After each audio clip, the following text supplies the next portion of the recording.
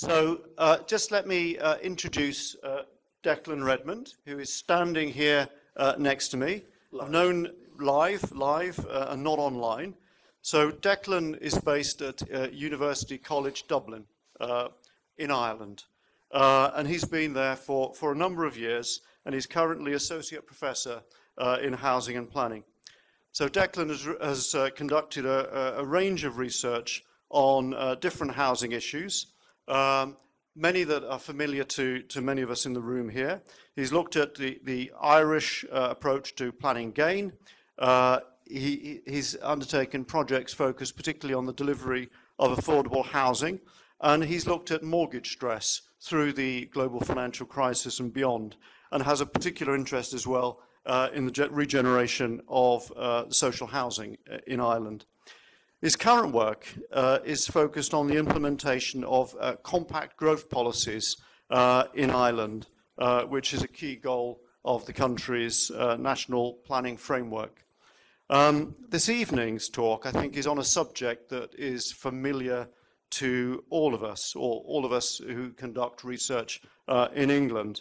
And the title is Putting the Blame on Planning, Housing Crisis and Reform, by which I think you mean planning reform, or and elements of in Ireland. So there will be an opportunity to maybe reflect on some of the similarities with the situation we face here in the UK at the end. But there'll certainly be an opportunity to drill Declan with questions. So without further ado, Declan, over to you.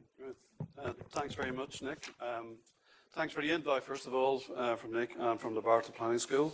It's my first time here, and I've got the tour earlier on, so a couple of minutes. So thanks very much.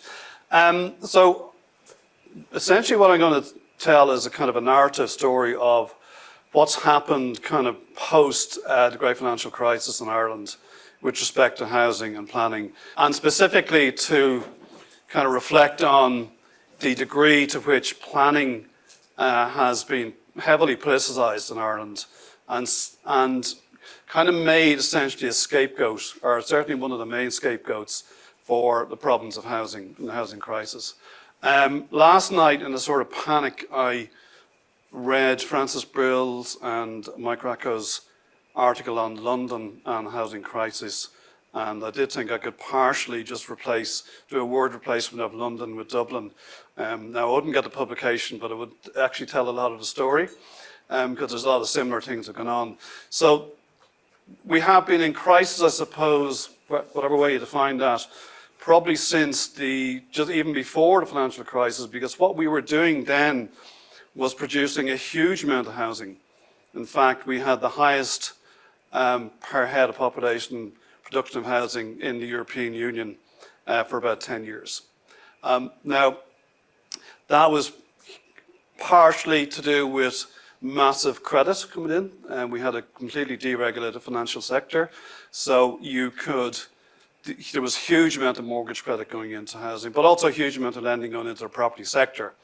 And when it all came crashing down, that became a huge problem. And in some sense, we're still kind of working our way out of that since about 2010, 2011. The contents and the themes are really just to sort of reflect briefly on the financial crisis as it's affected Ireland. I suppose one of the key points there is that we had one of the biggest property booms in Europe, even in the world at that time, and then we had probably the biggest crash because we were sort of at that height, so we fell dramatically. So to talk about that, and really to then sort of to talk about that, one of the things that's happened in the last 10 to 15 years is that certainly post-austerity, the housing issue and planning have been intensely politicised in Ireland. Now, they're political everywhere, but very, very intensely in the Irish situation. And in the last election back in 2020, it was probably the most important political issue in the election. It is highly likely to be the most important political issue again in an election within the next year. So we have currently a kind of a centre-right government, Fianna Fáil, Fine Gael, and the Greens, and they're under tremendous pressure to actually sort out the housing crisis, which tends to be defined as a supply crisis to a very significant extent. But they're under tremendous attack by Sinn Féin, who are now the biggest opposition party. So, I mean, there isn't a day goes by that there isn't something in the papers or on the TV about housing and planning. I mean, so it's sort of constantly on the agenda. And one thing that's different, I suppose, in this period since the crisis is that what has emerged is a very organised lobby, which really wasn't there before, of property lobbyists who have tried to change the planning system and in fact have succeeded quite significantly. But whether that change has been good, bad or indifferent, I think is something we'll come to later. So they've changed things like planning standards for apartments, for urban height. They've brought in what we've called a fast track system, which is just finished, which has caused huge controversy as well. So they're the kind of things we want to look at, and then maybe to just concentrate on the future. Now I'm going to kick off with sort of our President Michael D. Higgins, who is a former Labour Party politician and a minister. He is a president, so he is not supposed to comment too much or to be slightly neutral, which he completely ignores most of the time. So this is just a kind of, I think it's 50 seconds. This is, he was opening a housing development about a year and a half ago, and this is what he had to say. Real challenge. I have taken as well to speaking ever more frankly in relation to housing, because I think it is our great failure. It isn't a crisis anymore. It is a disaster. And I think that we have to really think about meeting the basic needs of people in a republic, be about food and shelter and education. We just really, when I think of people, I said that I knew John Craddock and I knew many more from the engineering faculty in Cork. There are people who built homes, and building homes is what is important. It is not to be a star performer for the speculative sector internationally or any. Right. So that's our neutral president. And he's referring there, I mean, so you can imagine the Irish government were not fantastically pleased with that, but there's not much they could do about it because he can talk independently. And he was referring, the last comment about speculation was really that the model of the Celtic Tiger, which was based on huge numbers of private speculative housing being built, was essentially broken. And one of the key things that happened was that global investors came in and bought up a huge amount of the distressed assets through our bad bank. So that's essentially what he's referring to. Because the financial system in terms of how you got housing produced changed quite considerably. So just very quickly in terms of where we came from. So here we are on the left-hand side, the star of The Economist, which we've always wanted. No, not necessarily. So the shining light, and this is 1997. By 2010, and just around that, we ended up having to being bailed out by what was called the Troika. So that's the IMF, the European Central Bank, and the European Commission. So what had happened was part of the crash, the huge part of the crash in Ireland, was that a huge amount of the property loans essentially went bad. So the whole system just stopped. We created a bad bank, so most of the bad property loans were moved from the banks into this bad bank, and that became, and so essentially it's sort of what was private debt became a public debt, and then austerity and so on. So that's sort of background, and to some extent we're still kind of dealing with that. So that's the sort of the catastrophic kind of sort of context.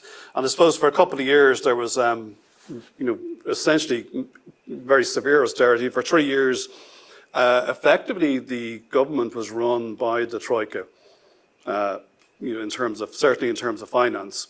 We had very little, almost zero independence in terms of spending.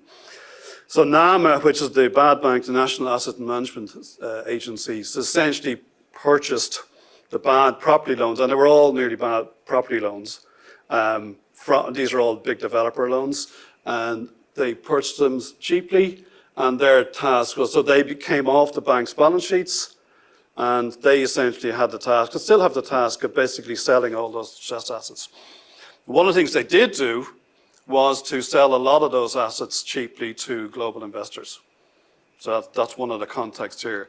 And that feeds in the sense of one of the pressures on planning, which was to sort of change the system where we would actually produce much more apartments from build to rent, so that these investors could actually then purchase these build to rent schemes. This is one of our cartoonists, and so here we have, this is our finance minister then, who has since passed away actually. This is the bad bank, and this is a poor citizen going, well, it's lucky we're not capitalists or the banks would be bust by now, and here's our banks here sitting happily out of the rain. And that certainly was a narrative during the crisis, you know, that we had socialized what was private debt, which had huge implications. And the government employed a very serious Swedish banker, Nyberg, to see what had happened, what did we do, how did we end up in the situation we were in 2010-11. And this is one of his conclusions. He says, much points to the development of a national speculative mania in Ireland, centred on the property market. As in most manias, those caught up in it could believe and have trust in extraordinary things, such as unlimited real wealth from selling property to each other on credit. And that's essentially what happened in a sense, and the whole system came to a crash. So it was obviously we had a great financial crisis, but we also had the specific Irish variation, which is heavily related to property within all of that. So we had, during that period, I suppose, the crash, you had a very heavily market-based system. I think 90 to 95% of all the housing produced during the Celtic Tiger was private. Even though the government were flush with money, very little social housing or affordable housing was built during that period, even though we actually had the money. So once the crash came, there was a fiscal crisis of the state, in the sense that the bailout, the troika, we had very severe austerity for a number of years. From the developer point of view, most of those went bust or moved into the bad bank, in a sense. Some of them were employed, in a sense, to work out their bad loans, and were employed, and this did stick in a lot of people's gullet, that they were given money, like a nice salary, maybe 100,000 or 200,000 a year, to work with the bad bank to work on their bad loans, to get rid of them. And you can imagine, you know, in this period of austerity, that that didn't sort of come across brilliantly. And so that's one thing, but I suppose the old model was broken. So classically, developers got bank finance to buy land for construction and all the rest of it. That was the sort of classic. With the banks effectively bust, and which had gone into national ownership, there was nothing happening for a long time. And when we started recovering, they would give some money for property loans to developers, but would tend to give maybe 50% max. So the whole system changed. So that's when there was major pressure to bring in real estate investment trusts and other global investors as one of the only ways, and that linked into the planning system. So we had essentially a dysfunctional system, and what's interesting, I think, here is that the phrase a dysfunctional system is actually used by government in a lot of their policy documents then, which is kind of unusual, because normally you'll say, well, it's actually not too bad, you know, we just have to tweak around a few things here and it'll be fine in a year or so. That wasn't the case. So what happened, in several of their actual documents, they use this phrase, dysfunctionality or dysfunctional system. So social housing effectively stopped for several years. Private housing completely stopped for a couple of years. And one of the consequences I won't talk was all of these so-called ghost estates for a couple of years, because developers just went bust, and the estate might be half built or a quarter built, and that was it. And so nothing happened. Homelessness increased rapidly and did change. It changed its kind of dimensions, in a sense. It became much more, you had families going into homelessness, and it's still very high. I think it's still the highest. It's the highest it has been in about a decade, even now. The recent figures show about 13,000 homeless. Waiting lists go up, and at the time then about 20% of mortgage holders are in arrears, which is very, very significant. And because prices went down so much, prices in probably decreased by about 50 to 60% depending on the sector. So you had huge negative equity as well within that system. So not great, to put it mildly. So in a sense, the rest of the talk is going to say, well, where are we now in terms of where have we got to in terms of building more housing, supplying more housing, and what are the kind of policies and changes, and specifically looking at sort of the planning system in this, because it has been blamed for this crisis, which I find odd, given the complexity of what happened in terms of the crash. You suddenly then say, well, actually it's planning's fault, or substantially planning's fault, does seem logically strange, to me at least anyway. So where we're at now, and this is just looking at dwelling completions. So this is the actual number on the left. So this 2000, sort of the bottom line there, 2016 is the start. And you can see very, very little housing being built in 2016. It does begin to sort of ramp up relatively quickly. And this year, 2022, I think we built about 29,000 houses. Now, under the various government plans, the government is saying we need to be building a minimum of 35,000 a year for the next 10 to 20 years. Now, this goes back to, and I think Mike Racco mentioned this in the article, this notion of targets and all this kind of stuff can get very, you can get wrapped up in these. And now there's a huge debate that, well, is 35,000 enough? And so we have what's called a housing commission, which I'll talk to you about in a while. They release, or sort of, it was released to the media secretly that they're saying we actually need 60,000 per annum. So there's a kind of there's what I've heard on the grapevine is that there's all sorts of shenanigans going on in government as to say, tell us what the number is, the magic number. And there isn't a magic number in these things, but there is, there's ranges, I suppose. So we are in a kind of recovery situation, but only in the last year or two. When you're hitting 20,000, 30,000 in 2021, 2022, really before that, it's very, very slow. And that becomes sort of a political football in terms of, why aren't the government producing more? And the opposition, of course, getting involved in attacking the government there. There has been, one of the things there that is probably worth looking at is that there has been a push to produce more apartments, particularly in the cities. Ireland generally would have as a state, would have the lowest level of apartment living in the European Union. Will be higher, obviously, in places like Dublin. But there's a big push in terms of compact growth, and really the way of doing that is to get more apartments built. So there has been a significant push on that. Although, we'll see later, there's kind of developers are to some extent on strike on this, and I'll explain that in a bit. And that's just a better graph looking at it since 2011, 7,000 for it really bottoms out. And if we went back to 2008, we produced 95,000 units. So you can see the dramatic drop, well, you can't see it, but you can imagine the dramatic drop from 95,000 down to this. And these are obviously just finishing off. So you can see it's really only coming back since maybe 2017 onwards.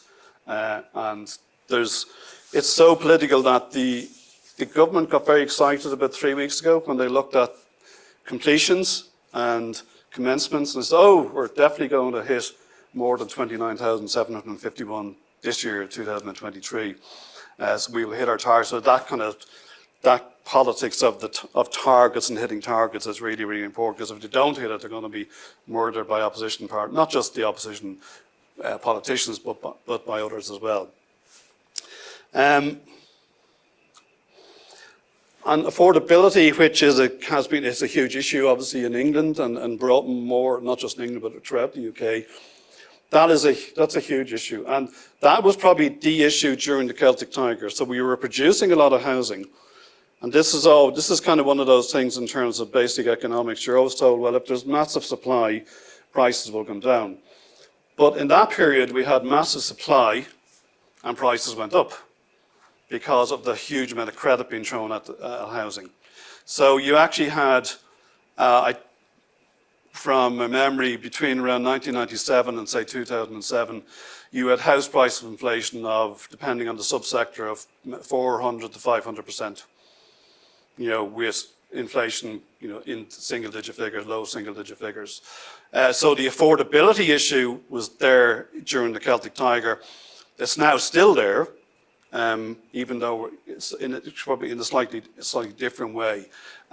So prices are back to Celtic Tiger levels. This is an index up to September of this year. So prices are still rising. They may have dipped in the last 3 weeks, but that's fairly minor. So they are rising, and there is a real affordability crisis. And one of the solutions is that there's been a whole range of different demand policies to try and help people in terms of affordability. So one context which I haven't mentioned is that in 2015, our central bank brought in macroprudential rules in terms of mortgage lending. Before that, there hadn't been.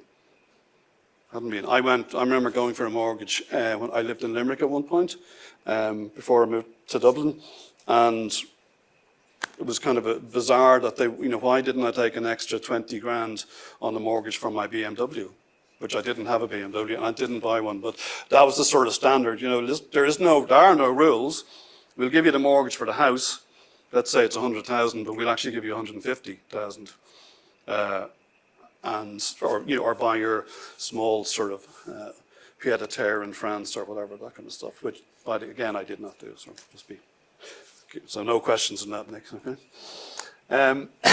And the rental sector, which dramatically, again, that was hit badly during the crisis. This is where there's a huge amount of pressure. Because we weren't building much social housing, one of the responses was for government that hadn't been spending money in capital money, they moved a lot of the spending into current funding, essentially various forms of housing benefit, right? So you now had people in the private sector looking for private rented housing, and you had a very significant group, a huge group, looking for housing in the private rented sector, which had not really happened before. That was not a model we had, right? So that's put huge pressure on rental prices. So rents are well over the peak of the Celtic Tiger. It's extremely, these are actual figures. These are averages, of course. So the blue on the top line, that's Dublin, as you expect. So the average rent is about 2,000. Now, if you were to go to the Dublin Docklands, which some people call the Silicon Docks, because all the big European headquarters there, like Google and Facebook and all that kind of stuff. A typical two-bed there would probably be 3,000 to 3,500. So it's a relatively small city, about 1.3 million, depending on the boundaries. Not London, it's not a global city, but it's still extremely expensive. It is very expensive in European terms, and there's a massive shortage in terms of rental properties. So you see this particularly within the cities. So all of these, so you can see affordability an issue, high prices, high rents are really problematic, and supply is seen as the answer. Now, I put these up because, well, I think pictures are good, but anyway, separately. Why have I put this up in the stand? So this is the Pope in 2018 in Dublin. I'm not attempting to convert you, don't worry, you can relax. The reason I'm putting it up is, again, it's the politics of housing. He went to a homeless shelter and a place which feeds homeless people and people who are poor every day. So and this is well known within Dublin. So he went there, and of course it's a major news item. And again, you can imagine the government weren't thrilled, because this shows the sort of real problems of homelessness and housing. But of course, they can't issue a press release and go, why is the Pope doing this? We're not going to do that. So it kind of illustrates that kind of, in the media, it has been a huge issue in the last 10 years. And this is sort of homeless. This is people who couldn't get accommodation, and they end up sleeping in a police station. That's sort of not a one-off, but it doesn't happen too often. But again, you can see that it puts huge pressure in terms of the politics of housing. And this is our Taoiseach, our Prime Minister, and he and we've had kind of, well, I suppose it's rotating prime ministers. The current government were, they had to split the prime minister role because they were neck and neck in terms of party representation. So I think they have kind of finally realised in the sense that it is a really serious issue, and one of the things, of course, is this notion of an intergenerational division, that the idea of buying your own home back in the 80s and 90s and 2000, that is out for a lot of people. If you're buying, you're certainly much older when you buy. It's more like Germany in a sense now than what Ireland used to be. So that's a big issue. And the other reason I'm putting this up is that it, as I said at the start of the talk, I think it is going to be the core issue within certainly one of the most vociferous issues within the next general election, which could be maybe next autumn. We don't know exactly yet. So, have they hit their targets? What have they done? Has homelessness decreased? All of those things are issues. So, what I want to focus now is on some of the major policy responses, not just on planning.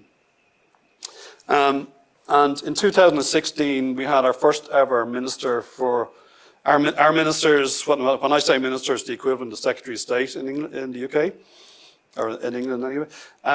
So we had a first ever Minister of Housing and Planning. It's the issue in the election in 2016, and they come out with this huge plan called Rebuilding Ireland. And buried within it is this notion of planning as a problem. This is where we see some of the first issues in terms of planning. Buried within that is this idea that there has to be a root and branch review of planning. So that's in there, and there's an issue, okay, well, why, what's going on here? Now, they didn't put much detail on that, so there was much more of a focus on homelessness, social housing, etc., etc. And in the background there were theoretically, this was tenure neutral, because home ownership has been so important in Ireland. At one point in the 70s and 80s, 80% of people owned their own homes, right? That's now down, a year ago in the census, that's down to 66%. So that's a classic sort of, that's a lot like a lot of European countries, home ownership has gone down quite significantly. So this was kind of tenure neutral. The more recent plan is sort of very much, let's push home ownership again significantly. That was seen to have broadly failed. It didn't produce as much housing as was required. So, and it's then revised by a new government, which I'll look at in a minute. In 2018, so I forgot to put the date on that, we have the National Planning Framework. And that's a national plan. One of the big things is about compact growth. But there's also a lot of detail about population targets and housing targets within that, right? And that's to go up to 2040. The other issue here is that in terms of settlement, it's trying to restrain Dublin. The settlement pattern in Ireland is very distinct in that Dublin, depending on how you measure it, has between 1.2 to 1.5 million people, and the national population is 5.2. So it's very dominant population and in terms of employment. So it's trying how you do that is very difficult, to restrain Dublin and to build up the other cities, Cork, Limerick and Galway and that kind of stuff. And I can see one of the logics of bringing this framework was that a previous one had been completely ignored. And during the Celtic Tiger period, you had vast amounts of housing built, a lot of it in the wrong locations. Really planning, and this is where I can agree, planning was very poor then in the sense of there was very low levels of regulation, particularly in terms of metropolitan and regional planning. It was much easier to build a large estate outside Dublin than in Dublin, right? So there's a huge issue there. That's why they're really pushing compact growth. So I think that's one of the logics. It's not the only logic. And what this is really, the context for this saying that population will increase by 1 million by 2040. It's already, we think, 5.2 as of yesterday, in a sense. There'll be 600,000 jobs. We'll need a minimum of 500,000 homes. This is currently under revision, so we'll have a revision in the spring next year. So I think all of these figures are going to be revised, particularly the housing one. I think that's going to be a real issue. We've also, of course, had this is 2018, before the war in Russia, the Russian invasion of Ukraine. As of the most recent figure I get, 96,000 Ukrainian citizens have come in. So of course that adds to sort of pressures on accommodation, different kinds of accommodation, and particularly on social housing, and all the rest of it. And just as an aside, of course, I'm sure some of you will have seen the pictures of riots in Dublin last week. And so immigration, we thought we were immune from all this, and we're not. So I don't have anything to say beyond that, because I don't know exactly what's going on, but certainly there is a far right organised movement, even if it's quite low numbers, and that's beginning to change. That will change things in the next while. And in 2020, we had a new government and a new kind of coalition, and this is where I said, well, we had a new Minister for Housing. He said, well, get rid of Rebuilding Ireland, it's nonsense, no use. We're going to have housing for all. So it's another big document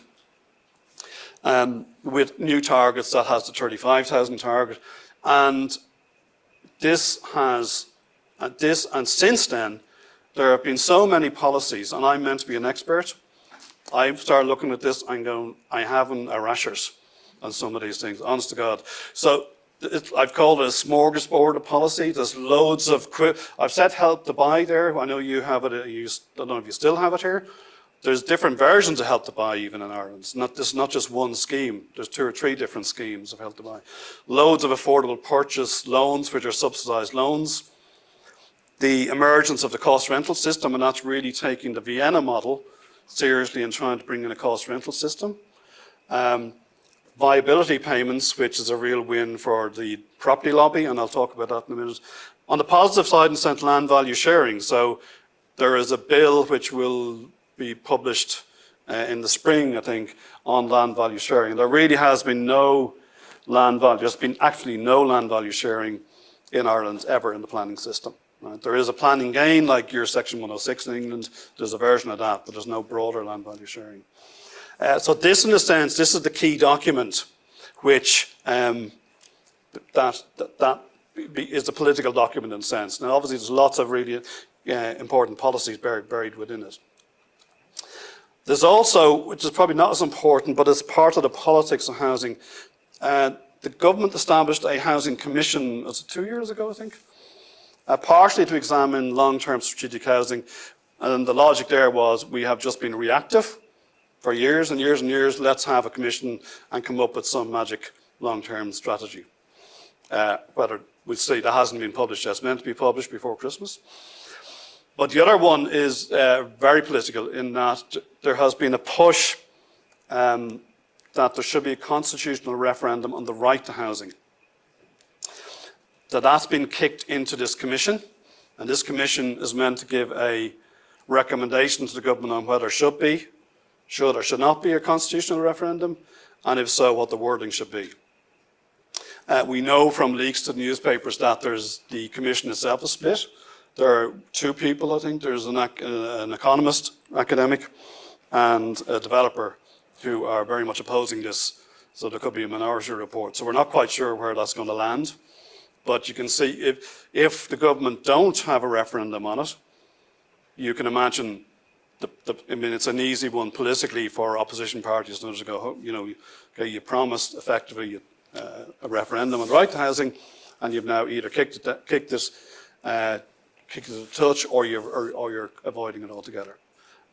So that's a kind of debate which has been held at that commission level. We don't see much of that until we'll find out hopefully before Christmas. So there's a lot going on there, and what I'll just get to the core of it in a sense is to look at the emergence of the property lobbies in Ireland and kind of what they've asked for, what they've got, and generally what they've asked for, they have got. And so looking, and I'm relying to some extent here on the work of Richard Waldron, who's a former PhD student of mine and a postdoc. He now works in Queen's, Belfast as a lecturer. So he's done some really interesting work on this. But what you pull out from all these documents is, well, you know, building standards are, and these are the exact phrases, overly generous. Okay, so in terms of, you know, minimum sizes, all those kind of things, you know, this is overly generous.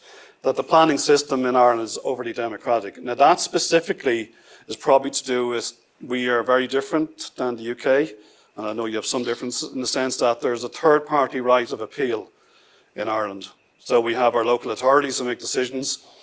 Then we have on board PANOLA, which is the National Planning Board. So it's a very open system, anybody can make an appeal. Put in a couple of quid and you can make an appeal. So any individual or a residential group or whatever can make an appeal against that. And so developers have always hated this, but it's been there since 1976 and it's fairly embedded in the system. And that's what they mean by overly democratic. Planners don't understand financial implications of decisions. And that, of course, leads into, well, they don't understand viability. What do we do about that? And then there's all other stuff which I won't focus on, which is to do with the stuff they wanted done on low-cost finance and stuff like that. And these are just a couple of quotes. And this is, you know, so you can see actively from 2016, Brian Moore and Hines is actually the development group. Sorry, it's an international group. His name is Brian Moore. And so you get these kind of quotes. The planning system not set up to facilitate development, set up to slow down development. There needs to be a shift in perspective and for people processing applications to become more collaborative. There's the one in the purple there. We need an emergency planning framework for 2 years or 3 years so that you get through the planning approval system within 2 months. We need to fast-track planning, and a fast-track planning system emerges. PII is Property Industry Ireland. That's a subset of the big business employer group. Okay, there's the Irish Business IBC. So they're a subset of that, and they have pushed a lot of this. Urban Land Institute, I don't know too much about it, but it's providing thought leadership. Now, it's very much funded by developers and investors. You have Society of Chartered Surveyors is essentially RICS. It's a subset of RICS, in fact, even though it has a lot of independence. It's if you get membership of that, you also get membership of RICS. Okay? So they're heavily involved in this as well, and I'll show you how they're involved in a second. And this is how they are involved. So this is Society of Chartered Surveyors. So classically, about 5 publications like this have been produced, and they're called The Real Costs of New Apartment Delivery. And what they're showing or attempting to show is the viability gap. So if you look at this is just on 2-bed apartments. So they're claiming this is all empirically rigorous. So here in this, this is the sale price. You could sell it for that. All-in costs are, so 298, 293. So we'll make 5K profit. This is their evidence. And then, but as you go from suburban apartments up to, you know, urban, medium, high-rise, the sale price is much lower than the all-in costs. So this is the viability gap here. And different versions of these kind of evidence documents have been produced for new housing, for apartments, for refurbishment, etc. And they're glossy and they look fantastic and all the rest of it. A colleague of mine basically thinks they're very fundamentally flawed in terms of the evidence, and he is a chartered surveyor. But you know, one of the most worrying things is that these are taken as gospel by the government. So that's a real issue. And then you find a series of the wish list as part of it. We want more service land, change in department design, which will theoretically save costs, revising design guidance, et cetera, so that's that wish list. And a lot of that wish list has in fact come true. And I have another 5 minutes, Nick? Or? Yes. No? Okay, good. 10. Thank you. He's the boss. So these are the kind of things they have won in a sense. So the demand for a fast-track system was conceded, and in 2017, an act was brought in. It's called Strategic Housing Development, but essentially it's a fast-track. And what that means is that essentially the local authority was pushed out of the picture, and for a scheme of 100 or more, you could apply to the National Planning Board. The local authority could make a comment, but really they had no say.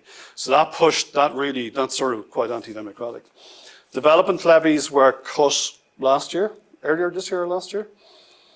There were significant changes in apartment mixes in the sense of, at one point, a local authority could decide, well, in our local area, we want, if you're going to be building apartments, we want X number of 3 bedrooms, 2 bedrooms, etc., etc. That became a national rule, which was pushed by the property lobby, and you didn't have to produce any 3 beds, for example. You could produce all 2 beds. Specific planning policy requirements sounds like a very boring admin phrase, but in fact it's crucial. What it is a piece in an act in 2015, which meant that if a set of guidance, say on apartment design or urban height or whatever come out, if you put in, this is a specific planning policy requirement, that is a central directive.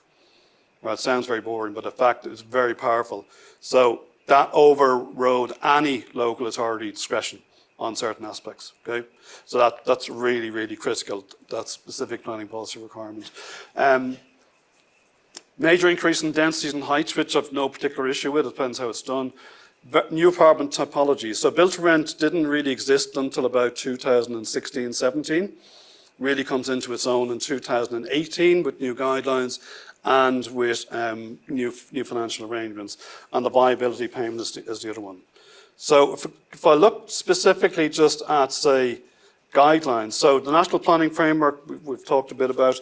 We had revised guidelines for apartments in 2018, very fundamental. We had revised guidelines on urban height, and we have compact growth guidelines out now. Most of these guidelines have these specific requirements in them, which are central directives. Okay, so guidelines, bit of a misnomer, really.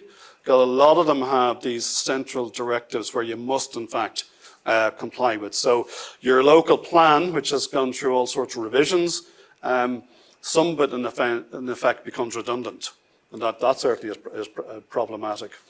And these apartment guidelines, they were the first to mention viability as a planning consideration. So viability has come up generally before that, but in these guidelines it becomes an actual core issue. So this quote is about talking about long-term planning, sustainable development, but it must be that such standards are compatible with economically viable housing supply. Now that's a huge tension in how you do that and how that is worked out in terms of actual practice on the ground and all the rest of it. But it's not a central directive, but it's a key part of the guidelines. And the other kind of keys, there's a couple of key things within these that then we have 2 new apartment types, and these are 2 different sort of planning applications. So before this, you apply for apartments and that's it, whatever standards. After 2018, you apply for standard apartments, built to rent or co-living. Okay, so built to rent had really not been there. It comes in as a separate planning code. It must be rented for 15 years. It's aimed at the big institutional investors who bought stuff off the plans or bought existing apartment blocks and rent them out. Because rents were so high and are so high, global investors went, particularly for Dublin, great, this is fantastic. We go in there, we'll buy a block of 200 apartments and we have these fantastic rents. Okay, and very, very good yields. The other thing to be said now, which I meant to add, is that in terms of the changing apartment mix, for built to rent, every single apartment could be a studio apartment.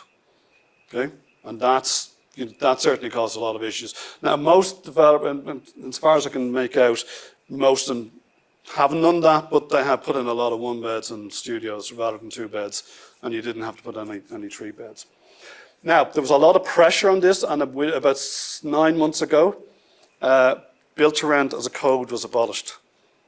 So the argument kept coming up, why should my standard 2-bed apartment, or why should the 2-bed built to rent apartment be different than a standard 2-bed apartment? Because there was also differences in terms of size, things like balcony size, all sorts of other things within that, right? And that became quite politically hot, and the government dropped it. Now, through the fast track system, tens of thousands of apartments have got permission anyway for build to rent. So it's kind of the horse is bolted anyway, regardless. So it's gone, but it's still there in a sense. Co-living was gone quickly. That became very, very controversial. People are saying, well, co-living, that's great. The size of a car park space. I have a bed which I kind of have to push down in the morning, or push down for going to sleep and So very few of that got through because it became so politically divisive.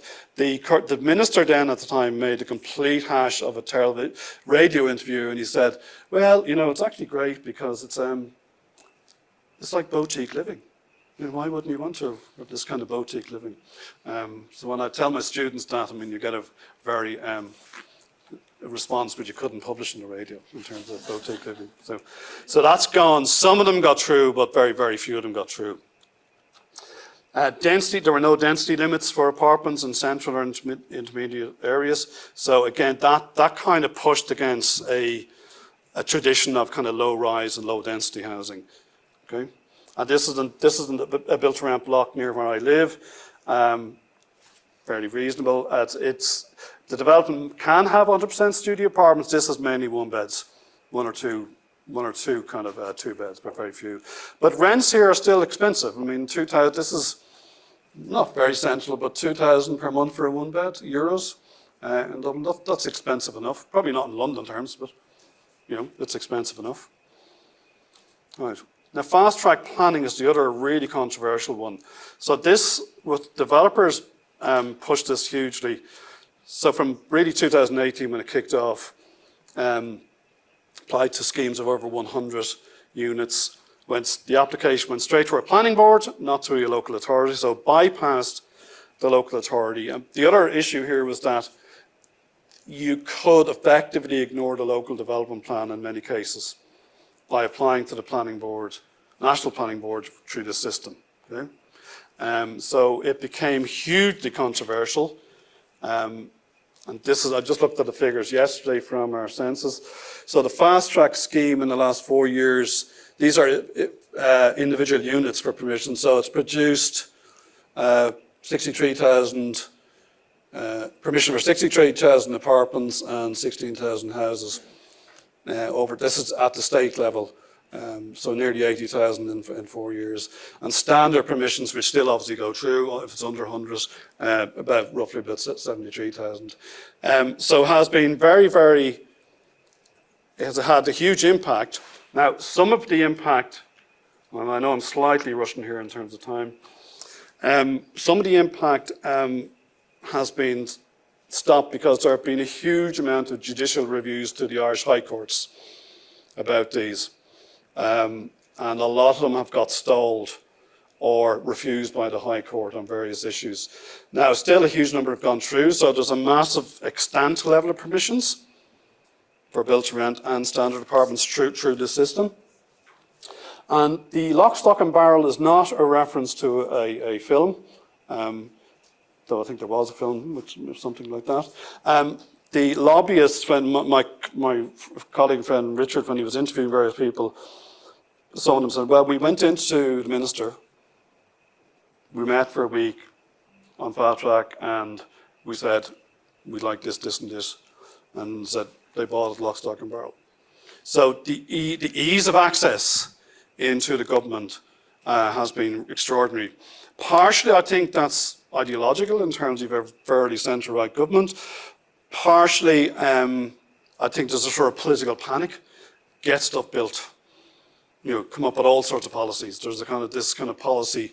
There's a massive number of different policies. So it became so controversial. It was meant to be temporary in fairness, but it then stopped at the end of 2002. There's still quite a number in the planning board still to be decided on. So those numbers will increase significantly in the next year, I would imagine. Recent incentives, development levies were basically suspended, for the next year or two. And I think one of the logics here, which is kind of, is urban economics 101. Well, if we suspend this, it'll decrease costs and make things more affordable. But that's not the way prices are are made by developers, you know. And so you make this point and you're seen as some kind of mad radical.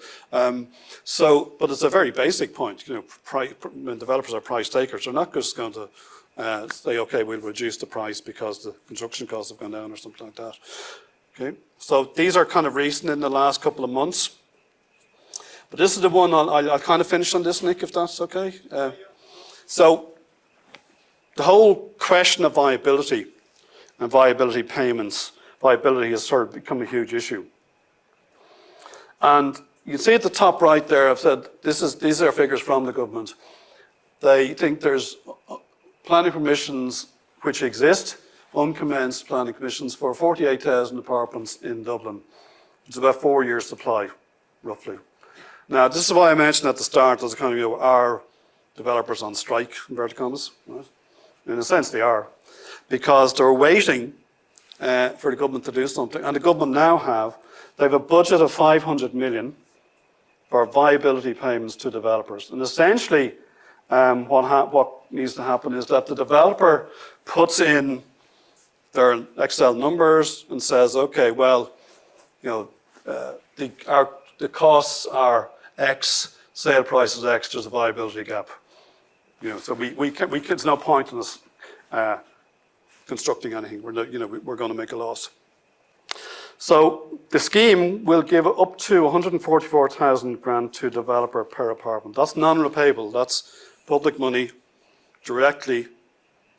I can see some people going, what the hell? Partially, I'm going that as well. So that is a payment to the developer. That's a viability payment. Non-refund, you don't pay it back. It's not a loan, which is extraordinary to me, and we're going to spend up to 500,000 of that. So it's aimed at apartments, and it specifically must be owner-occupiers. So this is not aimed at the rental sector. So, of course, one of the things to have, by putting in build-to-rent and bringing in big investors, you're going to get a huge amount of build-to-rent, right?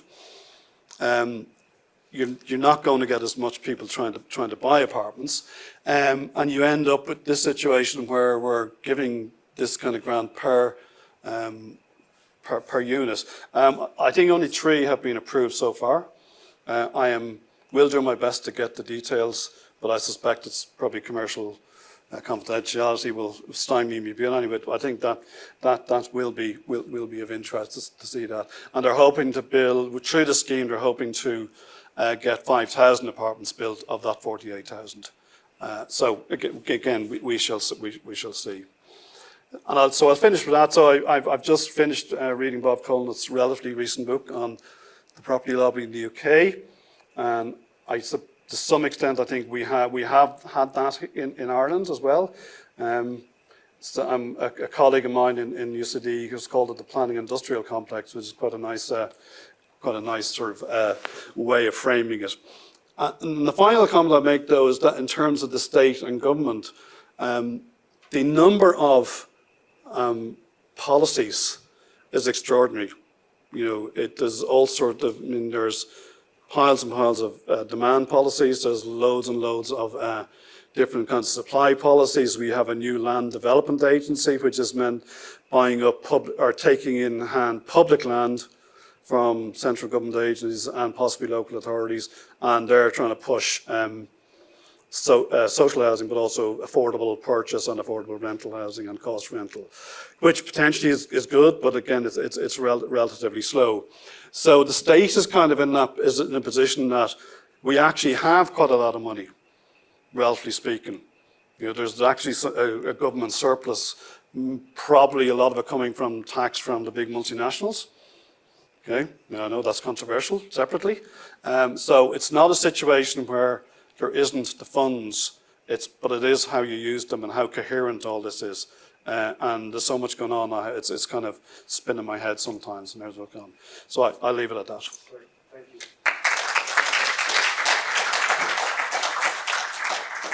Okay. Well, thank you very much, Declan. Well, I want to ask you initially, this speech by President Higgins, Yeah. did it make him more popular? So it made him more popular. Absolutely. So more people believed what he said, and they were not worried about political interference. No. So your advice is that Charles III grandstands in a big speech about the housing crisis. I think I'm going to take the fifth on that now, Nick. But I mean, any tangible movement in any direction that you would consider right? Well, I think it does put pressure on government, and even though he was a Labour Party politician for years and he was known as a firebrand in his younger days, he does have very big public approval in most of what he said. Now he does get into trouble on other stuff, but that would not have pushed him in trouble with the public. Absolutely not. No, he has stepped over. He has been accused of, in other aspects, of stepping over the constitutional boundaries, because with the written constitution. So, but that would have got him more fans. Yeah. Well, we have an opportunity for question. Is there anything for the government to push back on those viability studies? So is there any mechanism for them to challenge when they apply for the loans or the grant? Not really. I mean, I think you apply, it's considered as a quango called the housing agency. They do the assessment and say, it's all meant to be open book, you're meant to have your full accounts, all that kind of stuff.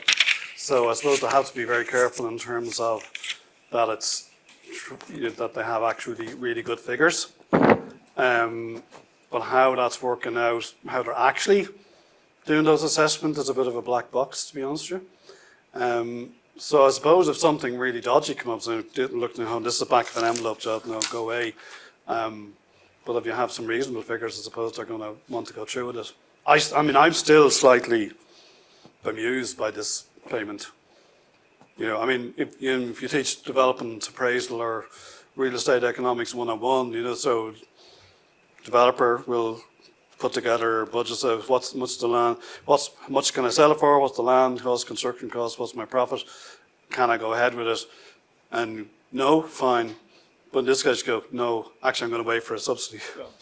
I mean, that was I was thinking that as you were showing the overhead. You have a situation where the developer is looking at an opportunity and saying, well, this is the likely land cost, this is the likely delivery cost, this is our target return, but we could only achieve a price of X in this particular location. So the normal outcome of that is you go somewhere else, you do something else. Yeah. But in this situation, they've pulled one over the government and said, but if you just give us a bag of cash, we can deliver here. Yeah, it's a very strange one. I mean, I'd love to know the detail of how it came to be in terms of negotiations and all the rest of it. But you can see the viability debate emerging in 2016, and this is the illogical end of it in a sense to me. I mean, the rationale from the government's point of view is that a lot of apartment development has ended up being built to rent, or even a lot of developers also purchased apartments which would have gone through the standards, but still then just bought them, or investors, and became effectively built to rent anyway. So they were pushing owner occupation. Hi, yes, Danielle Sanderson, Associate Professor of Real Estate here. I'm interested in the affordability side of things, and particularly investment into social housing. I mean, here, about 4 years ago, institutional investors were talking about investing in social housing, saying, I can get a 2.5% return and it's secure and so on. Obviously now you can get maybe 4% by just leaving your money in the bank, and therefore you're going to need a lot more than 2.5% for your risk premium. And then we've got the issues with home REIT, for example, which I imagine you're familiar with over here, where the tenants were charities, and that's all gone completely heads up. I wonder whether any of the sort of viability payments are being used to support investment into social housing. Not that particular payment, no. That's purely those You were saying for sale, which are owner occupiers. Now, where some investors have done well is because we weren't geared up to really building social housing quickly. Government had a lease scheme where you could, the local authority or the municipality could come to an agreement with an investor or developer who said, let's say 100 apartments. give the investor, say, a 25-year lease on very good terms. It was like printing money. And so that was used for social housing. And very good. So it became, all the management issues became the local authority's responsibility.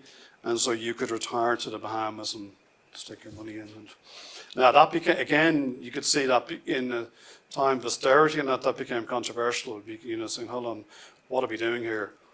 This doesn't make any sense. And the other thing in that is, after 25 years, those apartments reverted to the investor. So you spend millions on rent, on the leasehold, but you end up with nothing. Yeah, that's a little bit like the purpose-built student accommodation. Yeah. I gave a talk on PBSA in Dublin, and I think, Same thing, yeah. Yeah, thanks. There's a lot of things that don't make sense but are happening. Yeah, thank you for the presentation, Declan. It was, I say I enjoyed it. I did enjoy the presentation, but it was a pretty depressing story. I guess there's a couple of things. One is a simple question, which is something you came to at the end. I mean, the Irish government's surpluses are enormous. Yeah. There's a housing problem. I wasn't quite sure what is stopping the construction of social housing directly by the state. What is the politics of that? Because some of those property industry lobbyists would also benefit from that as well. Yeah. Right? So, they may not be, so maybe just to fill in a bit of the narrative of, is it because the history of social housing in places like Dublin hasn't always been great? I mean, look at North Dublin and so on. Is that part of it? Is it a neoliberal agenda? Is it that the European Central Bank won't allow the Irish state to spend money on that type of thing? I just wonder what... Yeah, I think it's a mixture. I think one thing you mentioned there is that for many years, from the 80s onwards, the idea of spending money on social housing was seen as, as bad value for money. And there's a whole debate on, are these really sustainable estates, social housing, etc. And so there very little political interest in putting money into social housing for a long, long time. And as I said, even during the boom when government was flush, again, very little was built. I think another factor was that the local authorities were really badly hit by austerity, so you had a lot of people, a lot of professional staff, planners, quantity surveyors, all this, they became denuded of really good professional staff, and they just hadn't the capacity. We have a housing association movement, but there's probably only about 5 big associations where they get government money, but through a different kind of system than the local authorities.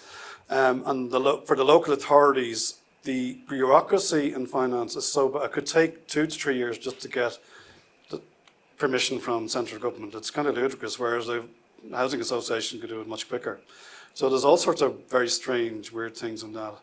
And because of that, then they set up this land development agency about 2 years ago. They capitalised it for about 2 billion, I think. And that is really about getting other public land, but it can also get local authority land, so you can see the attitude to local authorities. So it's beginning to increase reasonably significantly, but I think that sort of 20, 30 year idea of, well, we don't really, we shouldn't really be investing too much in social housing, that is now gone. Yes, we do need to do it, and we need a lot of affordable housing as well. Affordable rent or affordable purchase, and so that land development agency will do some of that.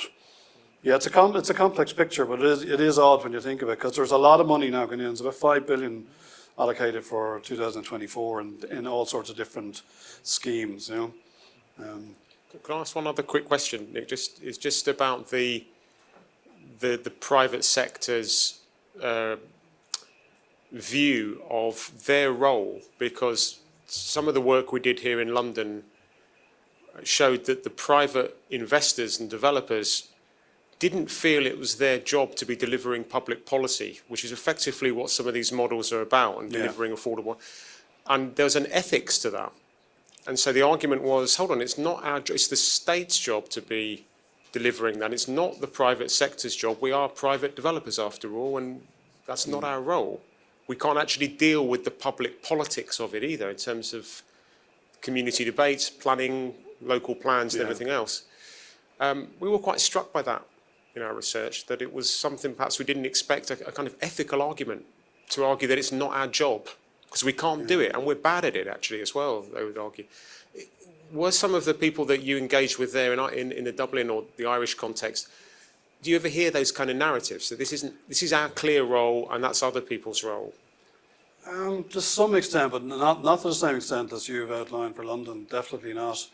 I think what they would hang on to is the target issue, the supply issue. We will help. If you help us, we will increase the numbers. So, make sure you manage policy so that we can help the general numbers. Now, generally, that's going to be, of course, building private apartments for sale or for rent, or private housing for sale or for rent. So that's the kind of way it's generally framed into that supply debate. They're less keen on the affordability debate. And I think, so their view is, we'll try and supply this much. But I think where your comments are correct, I'd say, is on the affordability, because that's really gone, it's government's issue. We can only build something and make a profit. It's up to you to come up with schemes for affordable purchase, which would be whatever, 80% of the market rent or market price, all those kind of things. That's your business. The construction side will do it, we'll build them, but we're not going to be too involved. Yeah. Sorry. Thank you very much for that presentation, Declan. It was very interesting and very wide-ranging, so wide that I don't know where to pick up on the various points. Good. By now you'll probably have picked up I'm from the same tribe. I have a number of questions which I'd like to raise with you. One is related to the global financial crisis. And what was the failure of policy in Ireland after the global financial crisis that didn't bring about measures which enable people to buy housing affordably following that crash?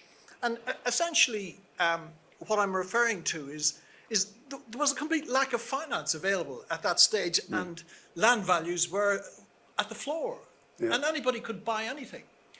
The converse is now where there's lots of money, but nobody can afford to buy anything. And in one of Nick's books, he was exploring this relationship between planning and finance. And I think it's not sufficiently explored because there is more to do with the finance, in my view, than the planning. They interact, and at certain points, the finance is really what dominates. And we've seen that with global, with the flushing of the system with money after the global financial crisis, which then inflated the asset values. So I'd be interested to hear what you have to say about the failure of policy in Ireland when it had an opportunity to address this straight after the global financial crisis and didn't do that. The second point I'd like to raise, I thought I heard some of the language of Boris Johnson's root and branch reform of the planning system coming through. And we know where that ended up. It didn't end up very far down the road. But one of the proposals he had was a more prescriptive system, a type of zoning system. Now, most people in Britain would say, we could never do a zoning system here. It would never work. It's very expensive to do. The Republic of Ireland has a zoning system. So, we've demonstrated that the non-zoning system here in Britain doesn't work particularly well in delivering housing. And you've demonstrated in Ireland that the zoning system doesn't work particularly well in delivering housing. So what kind of system do we need? Now, finally, I'd like to pick up your observations on my colleagues in the SCSI in Dublin. I'm a specialist in this area with RISS in London. And I assure you, my colleagues in SCSI in Dublin don't pass the slightest remarks on anything we have to say here in London about what's happening there. And finally, don't believe everything Bob Colnett says about us. I wish we were as influential as he seems to think we are. Okay, the first one, if I can remember them all. The first one, I think, because we went into the bailout, the coffers were bare. So that's one aspect of it, I think.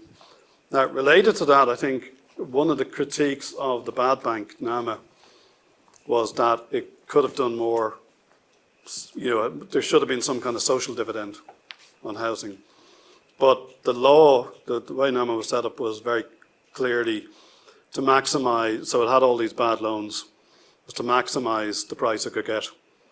And I think that became so it done some stuff, but not a huge amount. This main thing was get rid of these loans, sell them on, which is effectively selling on sites to whoever would buy them. So it really had zero role, where some different version of that could, I suppose, okay, we will claim some land for the long run for social housing, because it would have, as you say, it would have been extremely cheap then. But it never happened, that social dividend role. I mean, in recent times, there's the Ringsend site. I think City Council wanted to buy some of that, is my memory, last year, to buy some of that to produce more. NAMA owned it, the Bad Bank owned it. Big site will produce, I don't know, 6,000 houses, or maybe, I can't remember, something like that. But NAMA refused to sell it to them and sold it on to some developers and investors. And that was, in fairness to them, that's the law. So government made the law. They were just maximising the prices of the loans. So I think there was potentially an opportunity, but it just wasn't taken in that. RICS and the SCSI, yeah, I know there's a relationship. That's the last question. No, I wasn't criticising RICS per se. I'm criticising the evidence. I mean, they're lovely, glossy documents, but I have talked to a few surveyors who have not been pleased with the way the evidence was gathered and analysed, and some of the assumptions being made about site prices and things like that. I'm not saying it's all crazy, but there are other ways one could have looked at that in terms of the evidence. And I think the more worrying thing to me is not what the SCSI have done, it's more that the government have just taken that lock, stock and barrel and gone, oh great, here's some evidence. You know, and that was used, the same diagram was used essentially for the viability payment. You know, and I think that, I mean, if you're going to do a viability payment or something like that, do your own bloody research. You know, find out what's actually happening, get the real data. So, I'm slightly sceptical of some of those documents. You know, they tell a story, but I don't think they tell the full story. So, what was your second question? My head's going to. Zoning as a way of delivering housing, mainly because there was a proposal here for a more prescriptive planning system, which included zoning. Yeah. A lot of people were very critical of that as being the solution. In other words, saying it's quite difficult to implement, it would be very costly. Where's the cost? I don't say. I mean, in zoning in Ireland, it's quite liberal in the sense of if you have a big area zoned as residential, you know,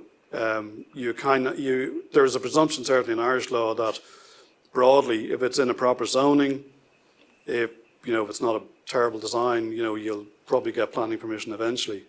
And those zoning areas are quite large spatially. And it includes all sorts of other things you would expect in a residential area. So I don't see how. I'm not sure what's the cost of it would be. What's the cost of that Irish zoning versus the proposed English one? I think the question about zoning, the relative merits of zonal systems and discretionary systems, that's a subject that has to be discussed over wine. Absolutely. And we're going to come to the wine very, very shortly. But we are going to take one more question from the back, and then we will call it an evening. Yeah, thanks for a really interesting presentation. I wanted to hear more of your thoughts about the longer term implications for planning. You sort of outlined how the property lobby's kind of arguments have been very compelling to the state and others.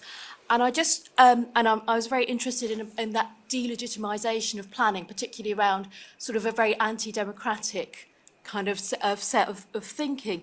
And I just wondered, like, what the response was. Is there like an alternate voice defending planning? What are those arguments? Because sort of in terms of those wider implications for like a wider politics where the far right and populist governments are sort of emerging across the world, and part of their core arguments are around things about housing and affordability, and they've been, you know, there's that space for, what's the space for planning now, given that? Good question. We have, I mean, the RTPI are represented in Ireland. I'm a member. The Irish Planning Institute, which is sort of much bigger local one, is where that,